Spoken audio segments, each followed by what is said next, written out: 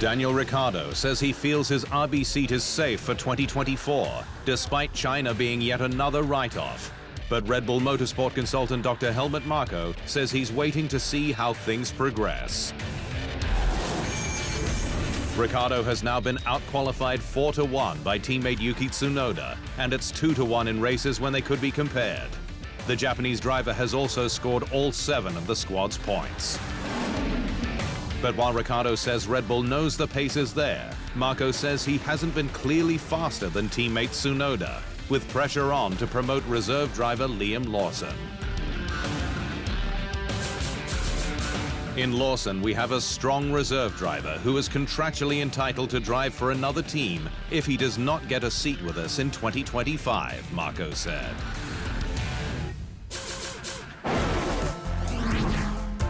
F1's power brokers are set to convene online this week with a proposal to extend the sport's points-paying positions down to 12th, given the top 5 squads are dominating the haul. The sport last changed its points system in 2010, with a bonus point for fastest lap as long as the driver finished in the top 10 added in 2019. But 3 teams, Williams, Alpine and Sauber, are still on 0 after 5 rounds, prompting a potential rethink. It's proposed that 1st to 7th would remain the same, with 5 points for 8th, 4 for 9th, 3 for 10th, 2 for 11th and 1 for 12th.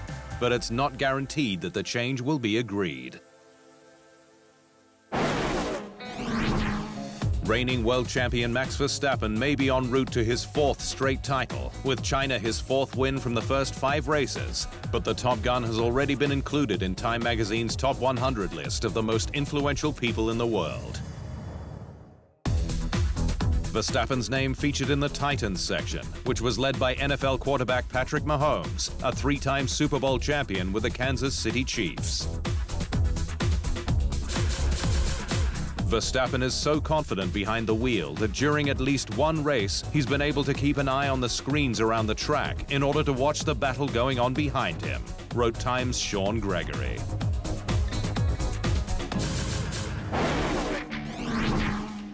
Sergio Perez has again stated his 2025 plans will be clear in the coming weeks. Though while he's tight-lipped on whether it will be with Red Bull, the 34-year-old says he's certain he'll be racing in F1.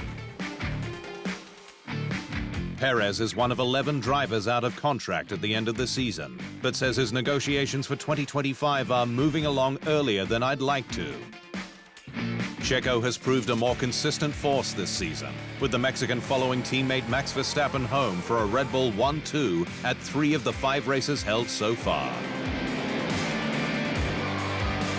But he's got no shortage of competition for his Red Bull seat, with Alex Albon and Carlos Sainz both in contention. Perez, though, is staying cool, knowing he'll be on the grid no matter what. I'm still very fresh and very motivated. I have no doubt that 100% I will be here next year, he said.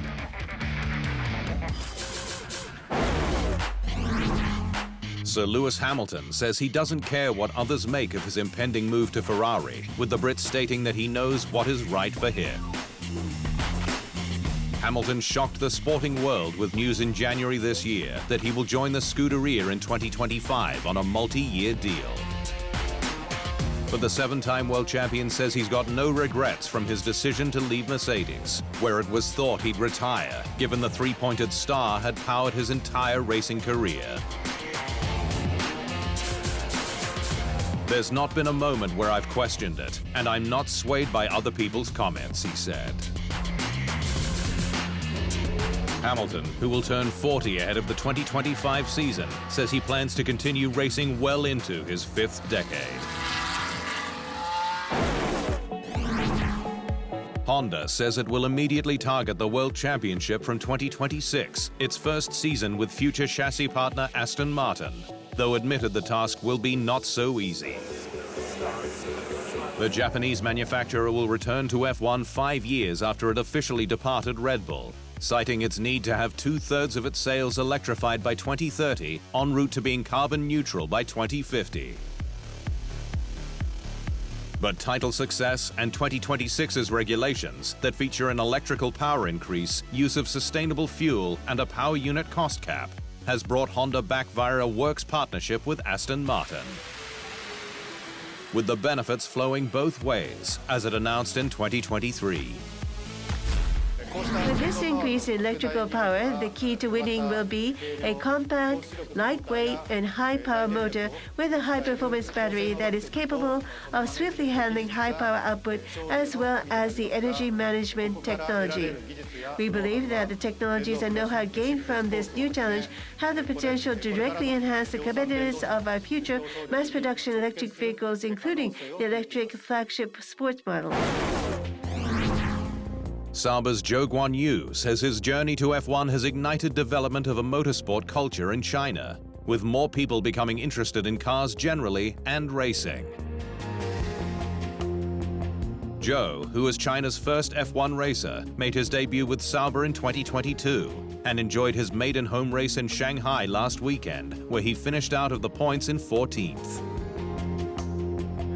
But while Zhou, in a chat with F1's official podcast Beyond the Grid, says he's inspired a new generation of Chinese kart racers, the path to F1 via F3 and F2 is a lot clearer now than what it was for him. For me, it was harder just because there's so many different category series, so I have to always pick the most, let's say, professional one, the hardest level, to be able to compete with the best young drivers. Alpine boss Bruno Famin has stated the French squad is absolutely not for sale and that he has the backing of parent Renault's management. Alpine is one of 3 teams yet to score a point after 5 rounds, but its A524 is far less competitive generally than the Williams and Sauber cars, despite having risen to 9th in the constructors' standings after China. But while Alpine previously stated that it was categorically not for sale and that the rumors and stories about the team being for sale are false, paddock chatter continued a sale might be on if a prospective new owner continued with Renault power units until 2029. However, ahead of China, Famin sought to put the rumors to bed once and for all, stating, "We have a real project with Alpine. We have the full support of the top management. The team is absolutely not for sale. We will keep pushing to reach our goals," Famin said.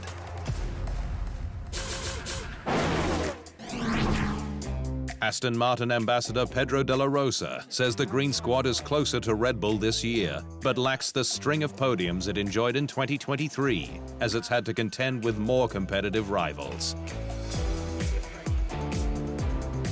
Double world champion Fernando Alonso was an early star of 2023, with 6 podiums from the first 8 races. But De La Rosa, in a chat with official podcast F1 Nation, says the squad's performance this year is more impressive.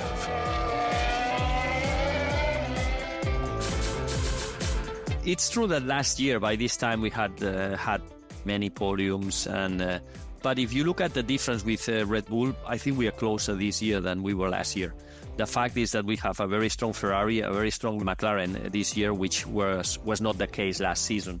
So all in all, I think we are closing the gap, which is the first target.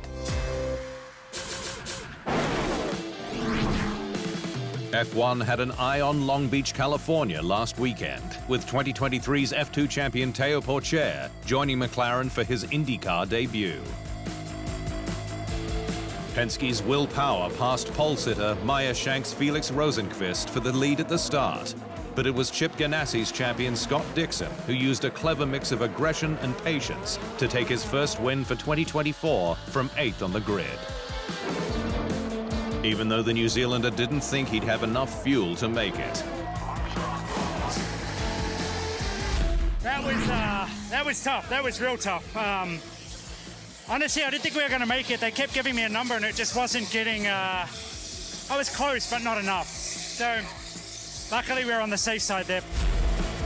Pourchaire came home 11th, likely setting up another drive in Alabama.